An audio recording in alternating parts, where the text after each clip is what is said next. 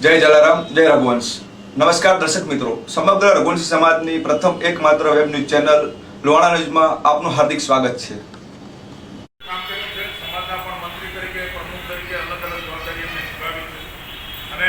નગરપાલિકામાં આમ તો ડીસા શહેર ભાજપમાં પાયાના જે નિષ્ઠાવાન કાર્યકર કહેવાય એમાંના એક અતુલભાઈ છે। એટલે મને મનમાં એમ થાય કે એમની ખરેખર એની પસંદગી થવાની જરૂર છે, પણ આ તો સમયનું કામ કરે। અત્યારે જ્યારે એ કોર્પોરેટર તરીકે ચૂંટાયા છે ત્યારે આપણા જગદીશભાઈ ધાનેરાવાળા, આનંદભાઈ ઠક્કર, બધા ઠક્કરો સાથે મળીને સરસ રીતે કાર્યરત છે। એવા રાહુલભાઈ માધવાણી જ્યારે ચૂંટાયા છે ત્યારે એમનું સન્માન કરવા માટે પ્રતિક ઠક્કર, કિશન કારિયા, બળદેવભાઈ રાયકા, મહેન્દ્રભાઈ ઠક્કર અને મહેશભાઈ નંબર આવે ટાઈમ આવી ગયો।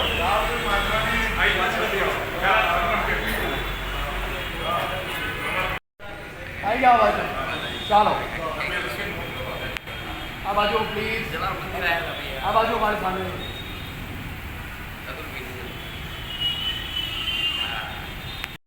એ પદવીને સમાજની સેવા કરે એ ખૂબ જ મહત્વની બાબત છે।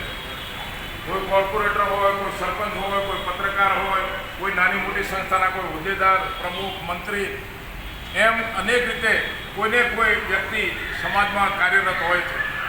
એ રીતે તાજેતરની નગરપાલિકાની ચૂંટણીમાં આપણા લોહાણા રઘુવંશી સમાજના 3 મિત્રો ભાઈ શ્રી રવિભાઈ, મને લાગે બીજી વાર ચૂંટણા બીજી વાર ભાઈ શ્રી અતુલભાઈ અને ભાઈ શ્રી રાહુલભાઈ માધવાણી, આ ત્રણેય મિત્રો નગરપાલિકામાં ચૂંટાયા છે। એમને જોરદાર તાળીઓથી બતાવી। સાથે સાથે ચેતનાબેન કાનાબા આપણા ડીસા શહેર ભાજપની બોડીમાં હતા, પણ જિલ્લાના મંત્રી તરીકે એમની પસંદગી થઈ છે, એમને પણ તાળીઓથી બતાવી। આપણા લોહાણા ન્યૂઝના તંત્રી આનંદભાઈ ઠક્કર ઘણા વર્ષોથી સમાજ સેવા હોય કે અન્ય ગૌ સેવાની વાત હોય કે કોઈ પણ પ્રકારની વાત હોય એમાં પોઝિટિવ મીડિયાની રીતે સરસ રીતે ઘણા વર્ષોથી કાર્યરત છે।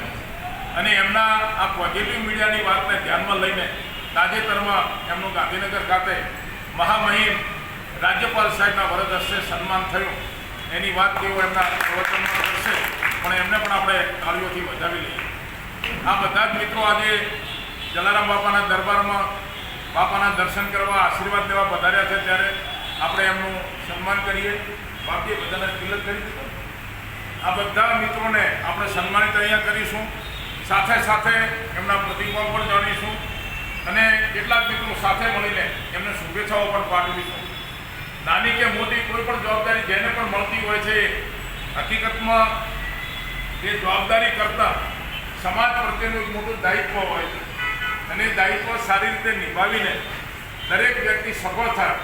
એને જે સમયગાળો મળ્યો હોય, સંસ્થામાં 2 કે 3 વર્ષ હોય, નગરપાલિકામાં 5 વર્ષ હોય, બીજી કોઈ સંસ્થામાં જ્યાં નાનો મોટો સમયગાળો હોય, એ સમયગાળામાં એ બધા લોકોની અપેક્ષા મુજબનું કામ કરી શકે એટલા માટે પરમાત્માના આશીર્વાદની જરૂર હોય છે। અને આ આશીર્વાદ માટે આજે જ્યારે બધા મિત્રો વધાર્યા છે ત્યારે આપણે સાથે મળીને એમનું સન્માન કરીએ અને શુભેચ્છાઓ પણ પાઠવીએ। સૌ પ્રથમ રવિભાઈને વિનંતી અહીંયા આવે।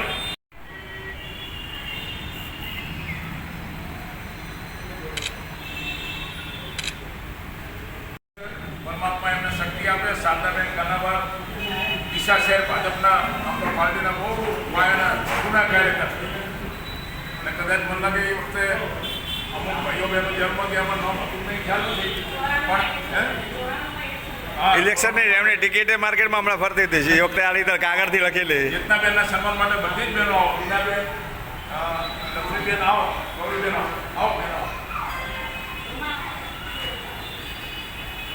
આવો સાથે મળીને બાપા સીતારામ બધા સાથે મળીને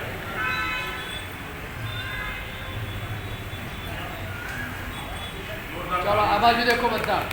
ક્યાંય નાનું મોટું સેવાનું કામ હોય તો આપણે બધા સાથે મળીને સારા ભાવથી કરી શકીએ। આ દુનિયામાં 100 વર્ષથી વધારે કોઈ રહેવાનું નથી લગભગ। કાલે એક વડીલનો 250 વર્ષનો ફોટો મને હાથે નથી, કાકા એવી કરવાનું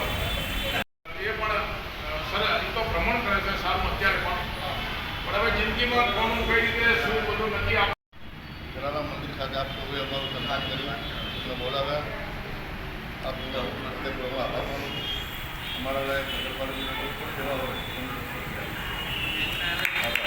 જય જલારામ અને એ જલારામ મંડળ દ્વારા આજે અમારું સ્વાગત કરવામાં આવ્યું તે બદલ ખૂબ ખૂબ ધન્યવાદ. અમે કંઈ બી નાના મોટા અહીંયાના કંઈ એવું કંઈ કામ હોય તો એ અમે તમારા થોડા કામમાં કંઈ બી સાથે મળી અને કંઈ મદદ કરીએ તો અમારું સૌભાગ્ય ગણાશે. અને અમે હંમેશા જલારામ મંડળ માટે કંઈ બી નાના મોટા કામ કરવા માટે હંમેશા અમે અમારી સેવાની હાજરી માટે 100% અમારી અહીંયા હાજરી આપીશું. જય જલારામ. આ બધી ઓળખાણો તો પણ આપણા જલારામ મંદિરમાં જે મિનરલ વોટર આવે છે ને વર્ષોથી એમનું આવે છે, ખૂબ સારી સેવા છે એટલે જબરજસ્ત. જલારામ બાપાની દયાથી આમ તો ત્રીજી વાર લડવાનું થયું અને સમાજનો ખૂબ સારો સહકાર મળ્યો છે. બીજું કે આ વખતે આપણી સમાજ માટે થોડી પેલી વાત છે કે 6 સીટો હતી, આ પહેલે 3 જ છે અને સમાજને થોડું હજી જાણવાની જરૂર છે. એટલે કોઈ નવા બીજા વોર્ડમાંથી કોઈ આપણા યુવાનો તૈયાર થાય અને થોડા એક પ્રવૃત્તિ લાગે એવી બધાને શુભેચ્છાઓ. જલારામ બાપા. ધારાસભ્યમાં 6 થી 1 પહોંચ્યા. આ વખતે શું થાય? જલારામ અમે બધાએ અહીંયા મને બોલાવીને મારું સન્માન કર્યું તે બદલ ખૂબ ખૂબ આભાર માનું છું. ગરીબાઈ કીધું જ્યારે હું ગાંધીનગર બેઠી ત્યારે આપણા ઠક્કર સમાજની વાત આવી કે ભાઈ મેન્ડેટ કોને આપવું છે અને આ બધી જે વાત આવી ત્યારે મને બહુ દુઃખ થયું કે આપણા ઠક્કર સમાજના 2 વ્યક્તિ સિવાય કોઈનું નામ જ નહીં. પછી મારે બોલવું હતું ભાઈ તો મેં એને પછી નિલેશભાઈએ કીધું કે ભાઈ તમે અમારું માન જો રાખવા હોય તો તમે એમને આપો ને એક એમનું જ નામ અને કારણભાઈ એટલે ખરેખર આમ દુઃખની વાત કહેવાય કે આપણા સમાજમાં આટલા બધા કેન્ડિડેટ હોવા છતાં પણ કોઈ આગળ કેમ નથી આવતું. પણ આવે છે કદાચ તો એને પગ ખેંચવાના દરેક લેડીઝની વાત હોય કે જેન્ટ્સની વાત પણ એ આપણો ભાઈ છે, આપણી બેન દીકરી છે તો આપણે એને સપોર્ટ કરો. કે જ્યારે આવું થાય ત્યારે મને ઘણીવાર દુઃખ થતું હોય છે કે આપણો સમાજ આગળ આવવાની જગ્યાએ ખૂબ પાછળ છે. કેમ આપણા બે જાય મતલબ 3 એટલા કેન્ડિડેટ નથી એટલે થોડાક જાગૃત થાવ અને બધાને જ્યાં પણ કે અમારી જરૂર પડે અતુલભાઈ છે, રવિભાઈ છે, ભગવાન કાકા છે, જ્યાં પણ કોઈને જરૂર પડે તો અમે ઊભા જ છીએ. બસ આટલું જ કહેવું છે, થોડા જાગૃત થાવ.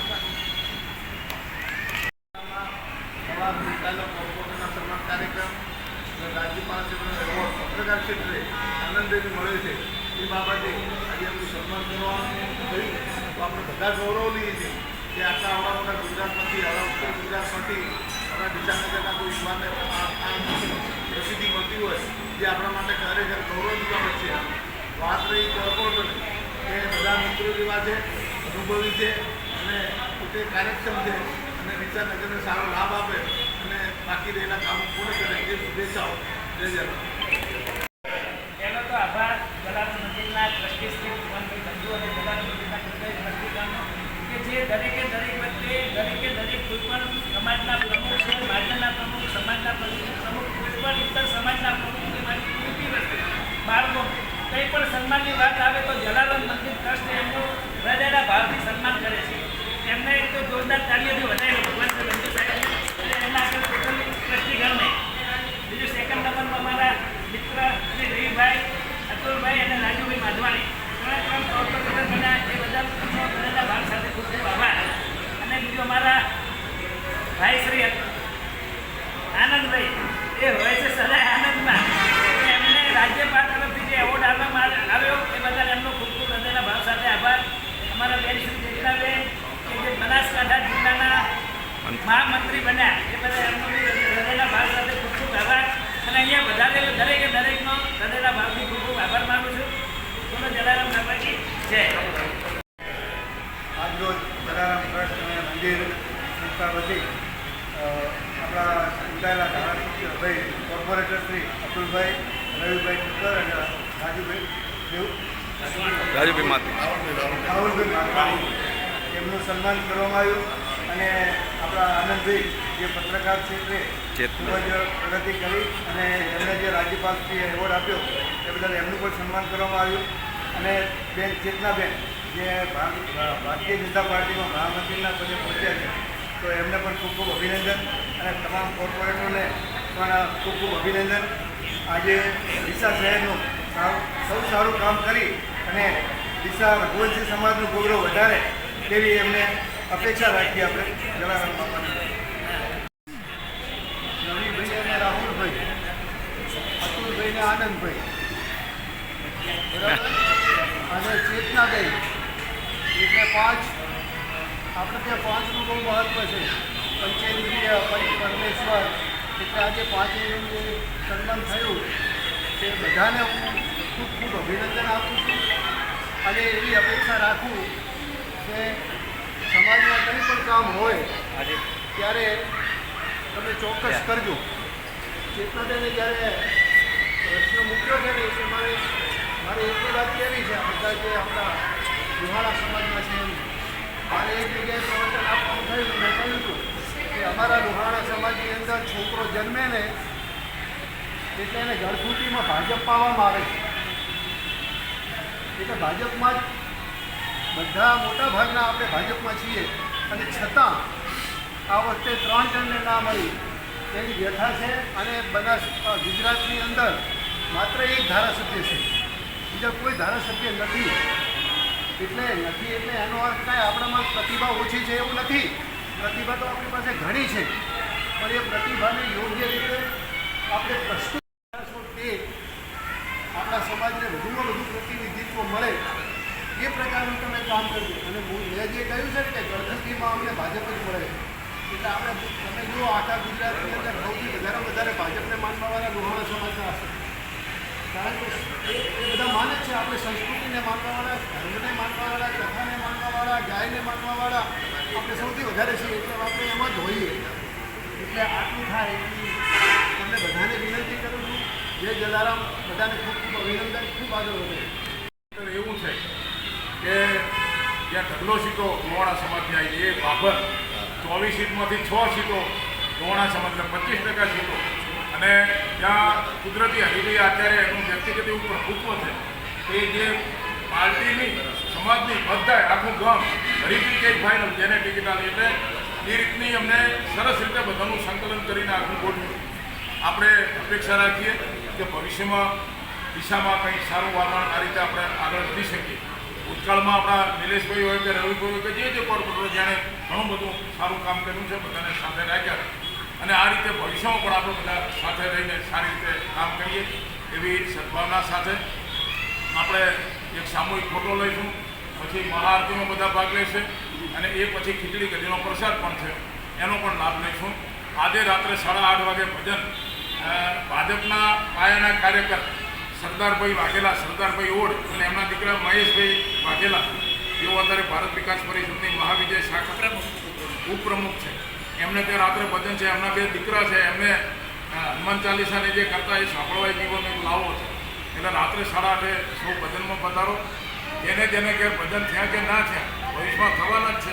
કારણ કે આ કાર્ય એવું છે કે આપણે લગભગ 10,000 જ ભજન કરવા, વધારે નથી કરવાના. હજુ 411 પહોંચ્યા છીએ, 9,589 ભજન બાકી છે. એટલે થશે.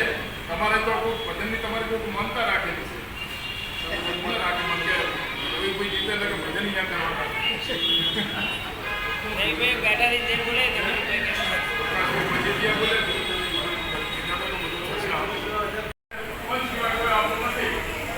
પરમાત્માના કામમાં બધા આવો, જોડાઈએ, સાથે કામ કરીએ અને એને જે ગ્રુપમાં ભજન થાય એ પણ હાજરના ગ્રુપમાં કેવી મજા આવી. એટલી વસ્તી ઘટી થઈ ગઈ આજે.